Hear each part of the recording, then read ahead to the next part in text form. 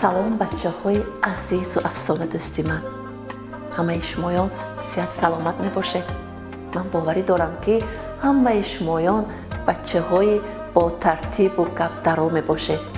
ҳамаи шумоён ба гапҳои падару модар, бобоҷону бибиҷон гӯш медиҳед, гуфтаҳои онҳоро иҷро мекунед, ба онҳо дасти ёрӣ дароз мекунед. инак пеш аз оғози афсона дар иҷрои хонандаи мактаби 68 ноҳияи сариосиёи вилояти Сурхондарё Сабина Сангинова шеър шунавед. марҳамат Сабина бону. наврӯзи олам тантана дорад, сабза ба пояш дамдама дорад. рӯзи шаби он шуда баробар, гаштану рафшон ба болои сар. оваки ҷебор са ҷилва дорад, савту сурудаш ба гӯш мефорад. чақчаи булбул дар шохи ҳар гул, зеби баҳор аст он гули сунбул. офарин Сабина ҷон, хеле шеъри хуб. бачаҳои азизам, агар шумоён ҳам чунин истеъдоди баланди шеърхонӣ дошта бошед, марҳамат ба студияи мо муроҷиат намоед.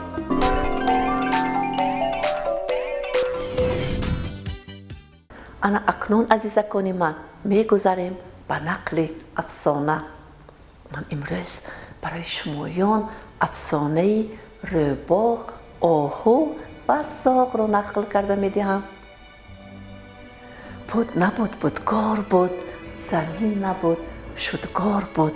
дар як замон, дар як макон, дар вақтҳои хеле қадим рӯбоғ, зоғ ва оҳу якдилона зиндагӣ мекарданд. онҳо бо маслиҳат кор мекарданд.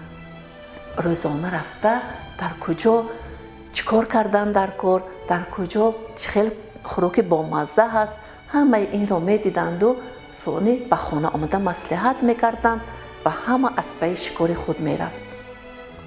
рӯзе аз рӯзҳо рӯбоғ ба шикор рафт, вале шикораш барор накард. вай хеле ғамгин шуда ба хона омад. баробари ин хеле гурусна ҳам буд.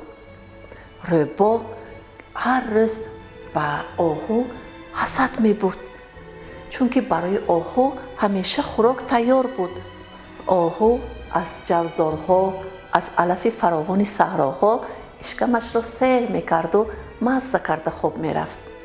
рӯзе аз рӯзҳо рӯбоғ ки гурусна аз чӣ кор омад, хост ки оҳуро нобуд кунад ва ба оҳу гуфт: эй оҳу, дар тарафи ғарб як чаманзор дидам. алафаш хеле бомаззаву сершира буд. ту пагоҳ ба ҳамон ҷо рафт, аз он ҷо ишкаматро аз алафи бомазза сер карда меоӣ. пагоҳ ки шуд, оҳу ба тарафи ҳамон чаманзори рӯбоғ гуфта рафт.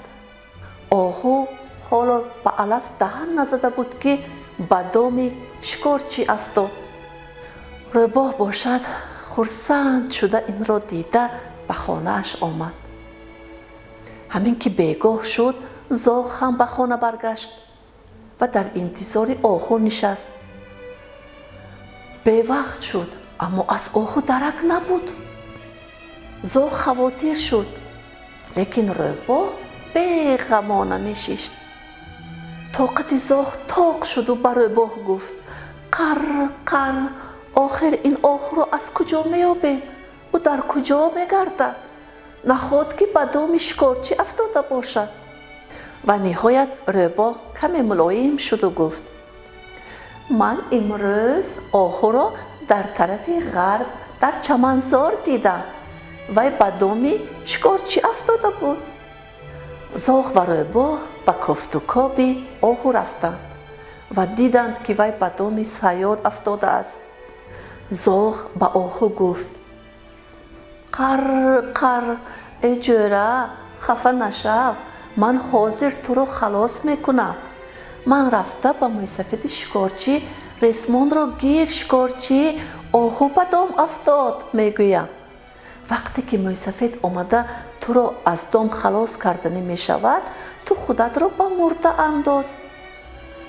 ҳамин ки ӯ бо респондро бастанӣ мешавад, ту гурез. зоғ инро мегӯяду ба назди шикорчӣ меравад ва мегӯяд: қарр, қарр, шикорчӣ, шикорчӣ, ба домат оҳу афтод, ба домат оҳу афтод. шикорчӣ респонашро гирифта хурсандона ба назди дом меояд. мебинад ки оҳуи зебое ба домаш афтода ва мурда хор рафтааст. вай акнун домро кушода респонро ба пои оҳу бастанӣ буд ки оҳу патарос зада гурехта меравад. шикорчӣ аз пушти оҳу нигоҳ карда мемонад. рӯбо, зоғ ва оҳу ба хонаашон бармегарданд. оҳу дар роҳ аз бахилии рӯбо ба зоғ нақл карда медиҳад. зоғ бошад аз қаҳраш рӯбоҳро аз хонаашон пеш мекунад ва бо рӯбо дӯстиро меканад. ана дидед бачаҳои азизам, бахиливу ҳасудхӯрӣ одамро ба ҳамин ҳолат оварда мерасонад. ҳеҷ гоҳ ба ҳамдигар бахилӣ накунед, ҳасуди ҳамдигарро нахӯред. ҳама вақт бо дили соф, софдилона ҳаёт ба сар бурданро ёд гиред, омӯзед. бо ҳамин азизакони ман, афсонаи имшабаи ман ба охир расид.